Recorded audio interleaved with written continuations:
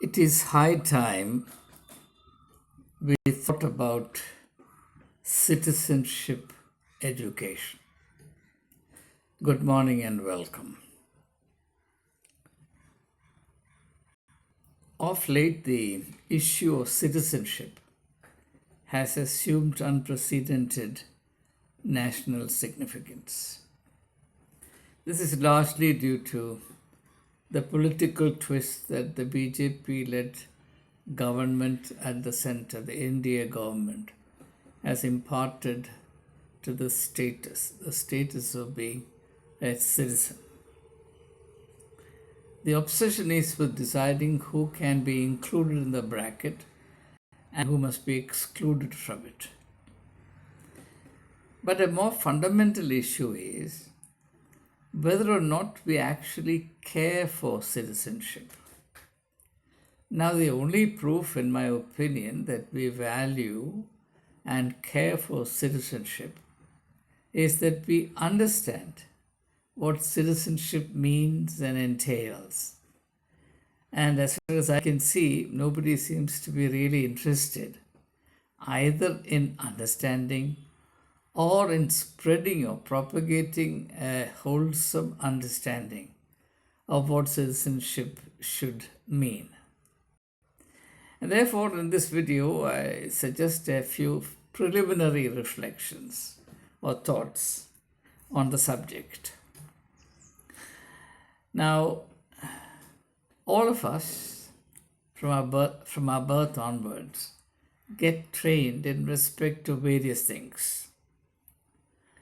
We get trained in terms of manners, courtesies, social and domestic obligations, and because we belong to various religious communities, we get instructed and trained in respect of what these various religious traditions, especially the rituals and practices, mean, or how they are to be observed, and things of that kind. So we are zealously brought up as Christians, and within Christians, various denominational identities. There are thousands of them. Or if you happen to be a Hindu, then accordingly a Muslim likewise. So there is substantial investment made in educating a person in respect to the religion into which he happens to be born or she happens to be born. And then, of course, all of us are educated, and education trains us, presumably to be responsible and contributing members of our societies, but in effect only to be employable in the job markets as they exist today. The scope of education has been cynically reduced to meeting the requirements of the economy, as well as enabling individuals to earn their livelihoods. Various exalted goals for education are proposed from time to time, and almost every one of them is forgotten soon after the consultation or seminar on the subject concludes.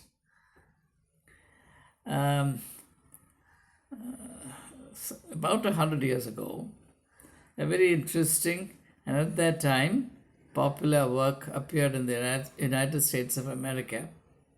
It was by an American professor called John Dewey.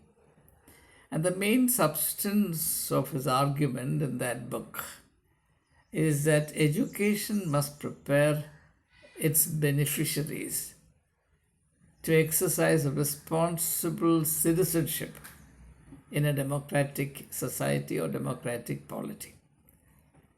So, educating the people to be responsible, disciplined citizens, to be democratic in their outlook and practices. So, educating citizens for democracy. The title of that book was Education and Democracy, or is it Democracy and Education? I'm a little confused. You can look that up. John Dewey, Dewey, John Dewey, Democracy and Education. It was a very influential book when it appeared early in the 20th century. So there has been these sporadic instances of awareness that we tend to take citizenship too much for granted, and that this needs to be corrected. And I am a strong advocate of the view that far more than religious education, the need of the hour is citizenship education. Now, let me tell you why. If you look at the common denominator to the various frontiers of training that we receive, either formally or informally, as I said, by virtue of being born into a family, we get a lot of training from our parents, elders, etc. Religious training, then education that happens in terms of our social dimension by belonging to a society. If you happen to belong to a guild or a particular group, then a certain amount of education. But all of that, if you really examine, pertain largely to things that happened in the distant past. None of these trainings really empower us, train us to deal with present day realities. And this is very true as far as religion is concerned. Even education, which is supposed to fit its beneficiaries for life in the present, deals only with the knowledge already established in the past. For the greater part, education deals only with the past. If you happen to be researching, then, and if you are cutting edge research, then you would be in tune with the latest development in a particular field. But formal education involves only the recycling of or the warehousing of knowledge already attained.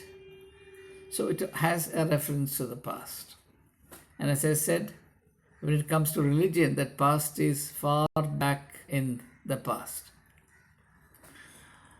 So, who trains us to be good citizens? And yet, being a citizen is the highest privilege in a democracy. There are people in Kerala who even today think as though and speak as though we are living under a monarchy.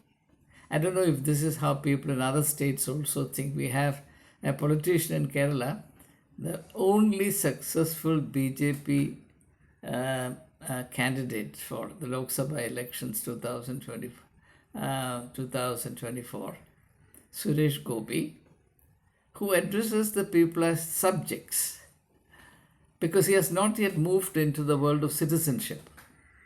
That's fairly indicative of the urgency of the problem that I am trying to highlight.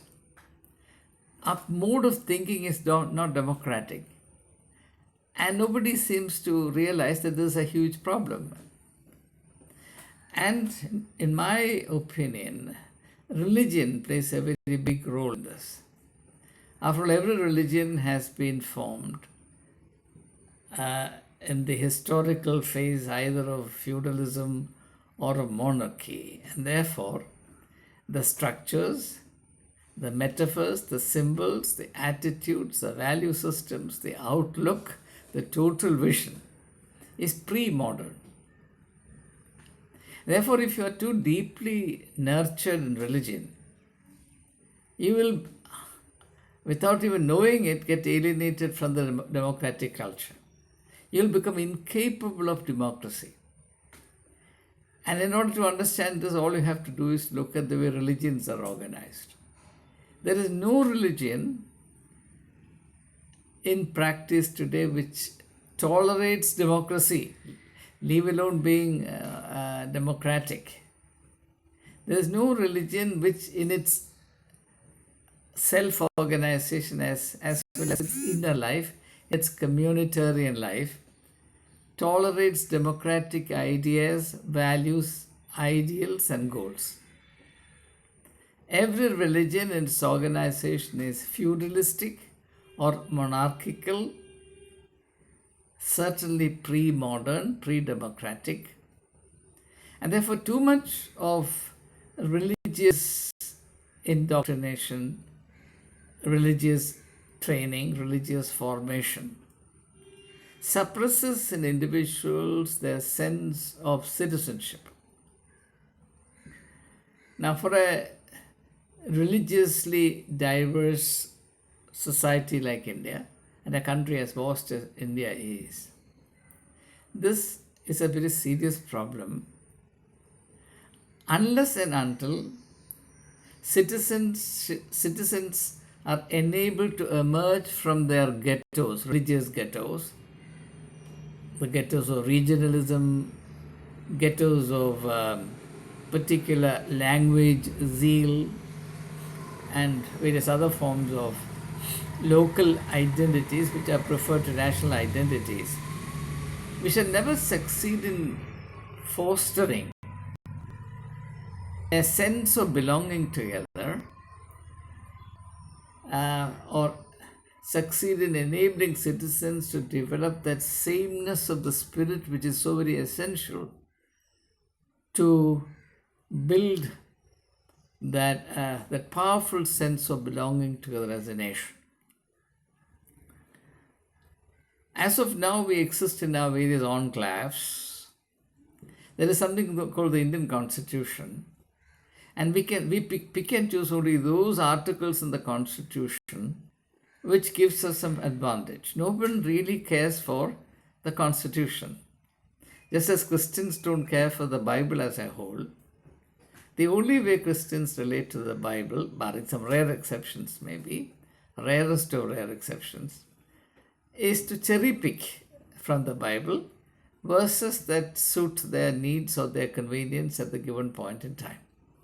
That's exactly the way we relate to the Constitution as well. No one wants to accept the Constitution in its totality. No one wants to accept and implement the Constitution in its true liberal, democratic, secular sense. Church leaders, for example, invoke Article 25 of the Constitution and Article 30 of the Constitution simply because their interests are entwined with these two articles. Have you ever heard a church leader talking about Article 51A of the Indian Constitution, which outlines citizens, the duties of citizens? I have not heard a single bishop or archbishop or cardinal or a priest referring to Article 51A so far in more than half a century.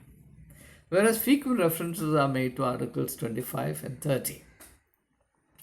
And occasionally to Articles 15, 14, so that one is not discriminated against. But it's all right if I, as a Christian leader, discriminate against others in order to benefit my religion, because it's my duty to do so, but I should not be discriminated against. That's the kind of constitutional morality that Christians entertain. I really challenge the Christian community to come out in the open and say that we are sincerely, without hypocrisy, committed to the values, ideals and goals enumerated in the Constitution of India. It's high time that we did so, because the Constitution is the blueprint of the India of our dreams. And if we don't subscribe to what the Constitution lays down as fundamental, then we are not faithful to the idea of India. And to the extent that we are not, we are hypocritical in claiming benefits and privileges, protection and advantages, without really accepting the responsibilities and obligations that go with it. So, India will remain a house divided within itself if we now do not make a conscious, systematic, and determined effort to lead people from their separate enclaves of divisive identity to the breadth and harmony of belonging together as citizens. The only common factor, the only factor that can unite all Christians, enabling them to transcend divisive loyalties and commitments, is citizenship. And yet, that's the most neglected aspect of our national life. This is extremely unfortunate. And a beginning now needs to be made to foster this sense of belonging together, developing what I call the sameness of the spirit. Now, there are people who think that if we proceed further along this line, then individual identities will be diluted or even destroyed. And some kind of a indeterminate, faceless human collectivity will result from this. That apprehension is entirely unfounded. It's possible to develop a very vibrant and robust sense of citizenship even as you retain your regional and religious identities. I find no incompatibility between a Christian and a responsible citizen, a Malayali and a responsible citizen. If any sense of incompatibility is perceived, it's because of the bad, wrong training that we have been imparted. Some of these issues now need to be debated in public. So,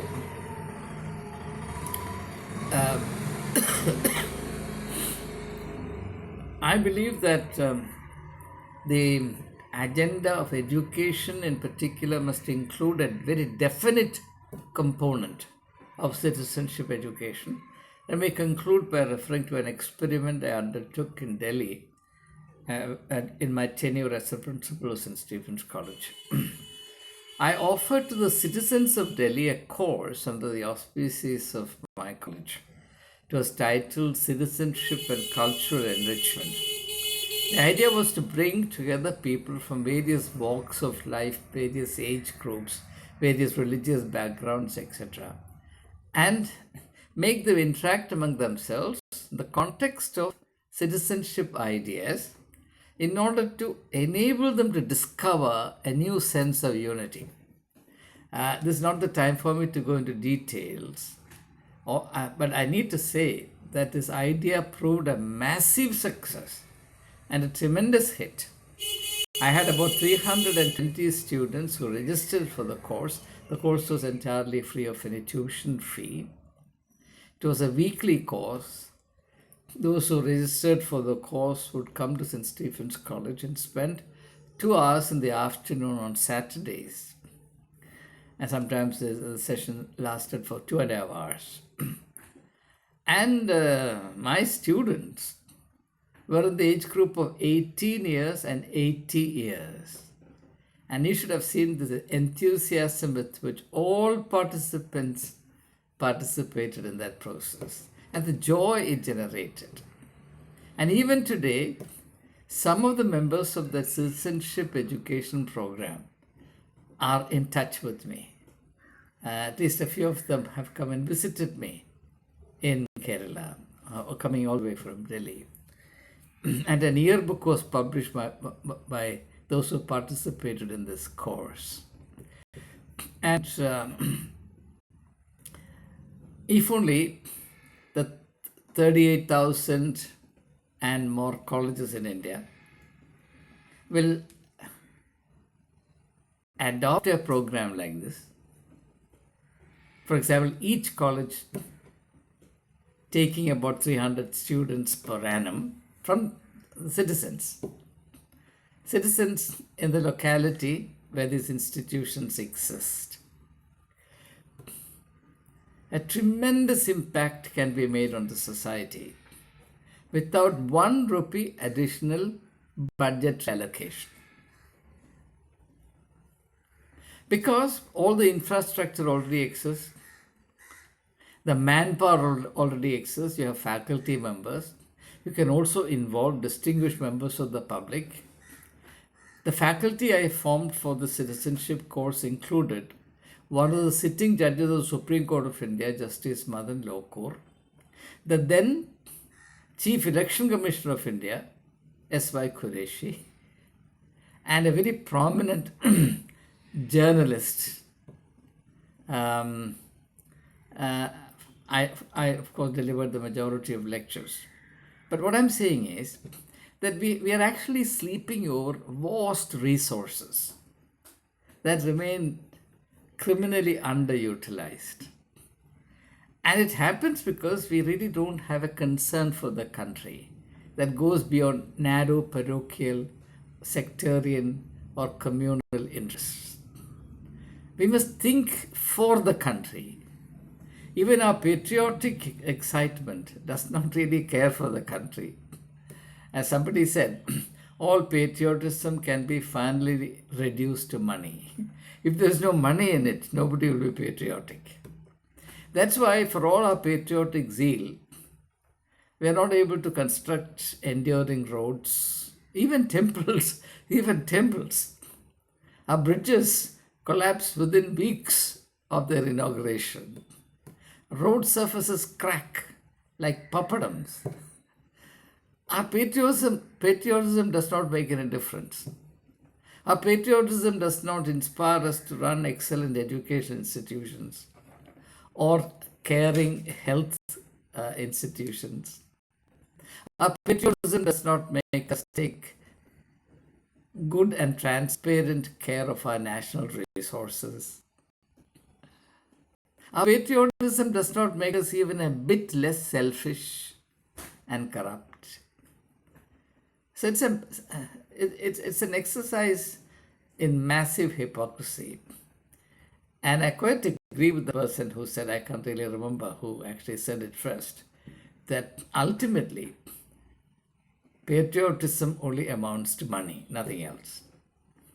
Now, all that will change if proper citizenship education can be imparted. And my contention is that a great deal can be done in this regard without any additional budgetary allocation, without bringing the country under any financial strain, if only existing facilities and manpower is used optimally. Now think of the thousands of educational infrastructure buildings that remain completely unused after 4 p.m. All these facilities can be used right up to 8 p.m. Why not? So, if there is a commitment to improving the situation, now if we don't do this, if we don't promote in our people a sense of responsible citizenship, what will happen is the sense of unity and national health that it is so very important to promote. If the full energies, talents and resources of India are to be utilized optimally for nation building, will never happen. Now we compare ourselves to the Chinese. It's all right to talk about catching up with the Chinese in 5 years, 10 years. We are not going to catch up with the Chinese in 50 years. Make no doubt about it. Because we lack the spirit. When I say this, of course, many people will attack me. But this is the truth. I'm not saying that I don't want India to catch up with the Chinese. I wish we could have caught up with the Chinese 20 years ago. But we must have the means to do what we boast of or what we project for ourselves. Ultimately, it's the spirit of a nation that matters. And in that respect, China is incomparably superior to us, they are way ahead of us. And the sense of sincere, honest, responsible national pride that is so very healthy for us to develop. We have not. And unfortunately, this new political fashion of promoting divisive politics, the politics of hate, the politics of negativity, the politics of exclusion, the politics of angering a very substantial segment of India's population in social political disability has not and will not has not done us any good and will not do us any good. And no political leadership that is really interested in empowering India and developing India to the uttermost will adopt this kind of negative and divisive attitude to our own people. Ultimately, a country is its people. So, we need a very substantial reformation in our attitudes, in our idea of India, and our assumptions about how to realize the dream that we have about what our country should be. So I repeat what I said at the outset. The need of the hour is to shift many of these other things at which we have worked so very hard in the past, especially religion, to the back burner, and promote a sense of unity or belonging together as citizenship. Citizenship is the only common denominator to all Indians. And if unity is to be promoted, healthy, stable, meaningful, purposive unity is to be promoted. There is no other foundation for it other than citizenship. Alas, that's the most neglected aspect of our national life. And that needs to change. And change right now. We can't wait another day for it. Thank you.